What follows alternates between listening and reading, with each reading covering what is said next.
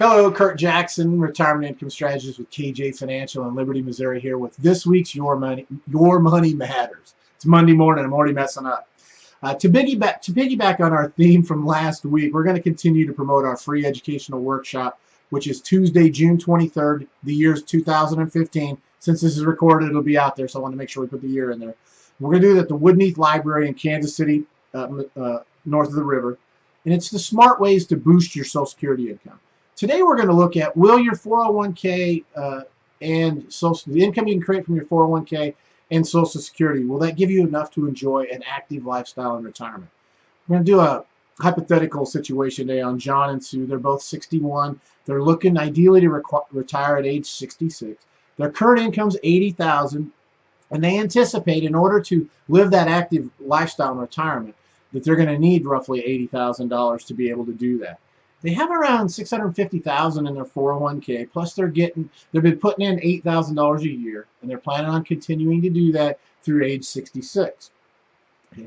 If we assume a 6% return over the next 4 years, that gets that 650 to about 855, 607. Right? Now, currently, their Social Security benefits at age 66, which is their full retirement age for both John and Sue. John would have 16.2 and Sue would have 13.8. Okay. That's 30 grand even. By waiting until 66, if we assume a cost of living adjustment of 2% from Social Security, their benefits would be a total of $32,474, $17,536 for John, and $14,938 for Sue. Their concern is, will that $855,607 that they're estimating they're going to have in their 401k at retirement, will that and their Social Security be enough to enjoy an active lifestyle?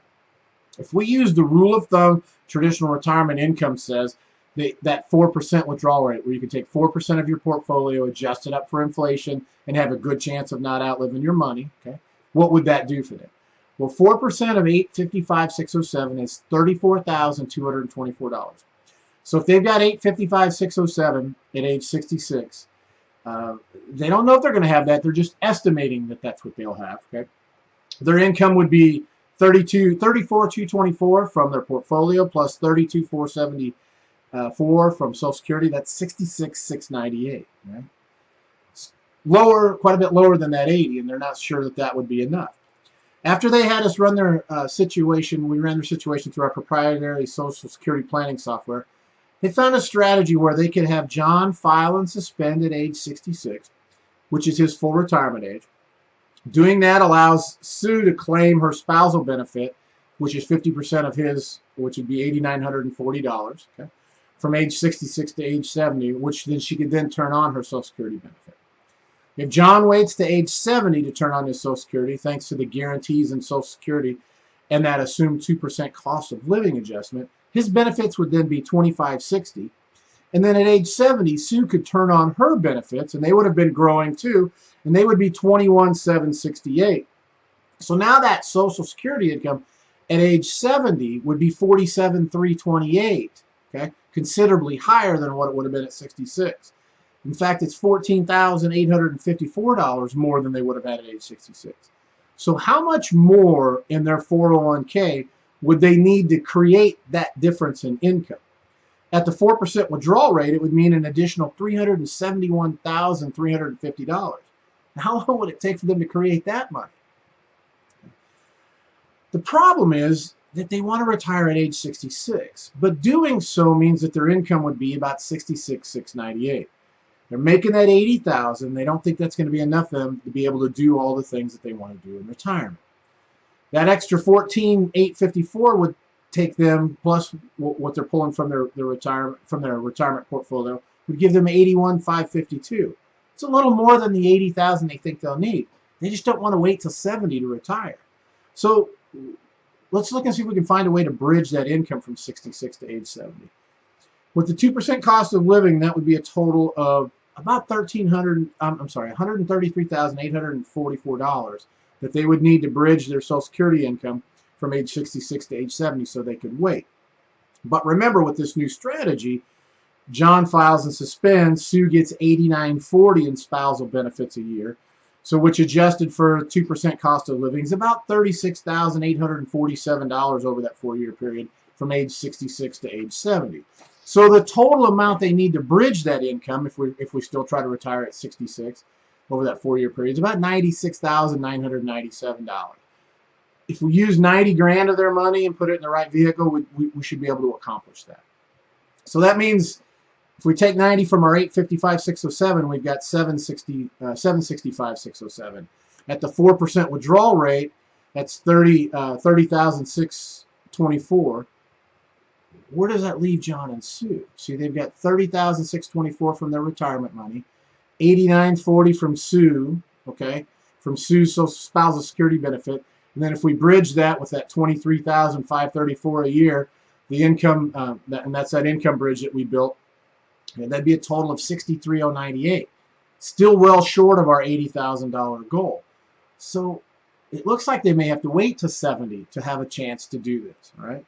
See, unfortunately, what John and Sue found out is what too many retirees are finding, that they thought they had enough. But when they really got down to brass tacks, they don't have enough, and they end up having to delay if they want to get what they want out of retirement. If we had spoken to them earlier, we probably could have helped them focus on retirement income, okay, and not just how much money they have in their retirement account. It's two totally different things. They want to, traditional retirement planning wants you to believe that they're the same, but they're not. Okay? Now that they realized they'd have to work till age 70, we had some time to implement a strategy for them to really boost that retirement income in conjunction with their Social Security, so that they would never have to worry about being able to afford to do all the things they want to do and never have to worry about running out of money. Now, as I continue, we're going to be talking about a hypothetical situation for John and Sue. I'm going to be using approximations, okay? If you have us run a plan for us, then we can use specific amounts and issue all the disclosures that need to be this is just what we're doing here is we're just trying to I don't know, show you the power of a proper retirement income planning, how that works. We can use guarantees, and these guarantees are backed by the claims paying abilities of the very strong companies that are making them. Our goal here is really just to let you know that there are options, maybe options you've never heard about, and encourage you to look into them to see if they're a benefit for you. Okay, so would you prefer certainty over maybe when it comes to your retirement income?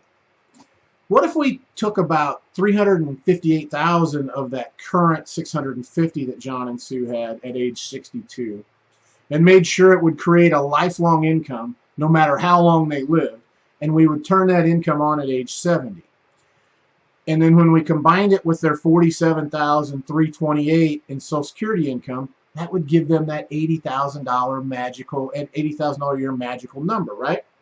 You think they might be on board with that? We're using less money to create that with certainty.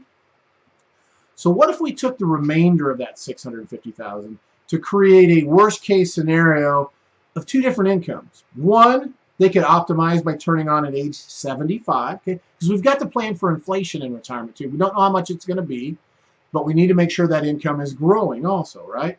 So if we turn that on at age 75, that would boost their lifelong income about $19,500. So now their total income after 5 years in retirement would go from $80,000 to about $99,500. How do you think that'd make them feel? They could turn on that income earlier. It'd be less, right? And they would know exactly how much it is at each age because they get a spreadsheet that shows them that. And if they waited longer, it would be higher. It would just really depend on what their needs were, right? The other part of that remaining money would create a lifelong income at age 80, okay, of about $27,000. So that would boost their lifelong income to about $126,500. So they've gone from 80 to $126,500, worst case scenario, from age 70 to age 80. Now, do you think John and Sue would have any worries about money if this is what their worst case scenario would be? Now, it gets better, because remember, they were putting away $8,000 a year while they were working, right, with that 401k. And then at age 66, Sue's going to get that $89.40 a year in Social Security benefits. What if we assumed a 5% return in the first 4 years and a 4% return in the last 4 years to help kind of with the offset maybe that cost of living adjustment with Social Security? It gave them an estimated $116,000 and some change at age 70. So that's some additional money that they might have, or that they would have. So they could keep that money in the bank for liquidity reasons.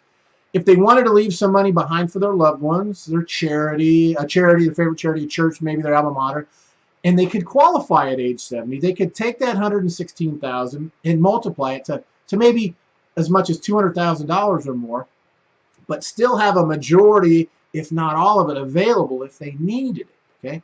Thus keeping that liquidity that they want. Now, it might not be ATM liquid, but it'd be 3 to 5 business day liquid, which I think most people would be happy with.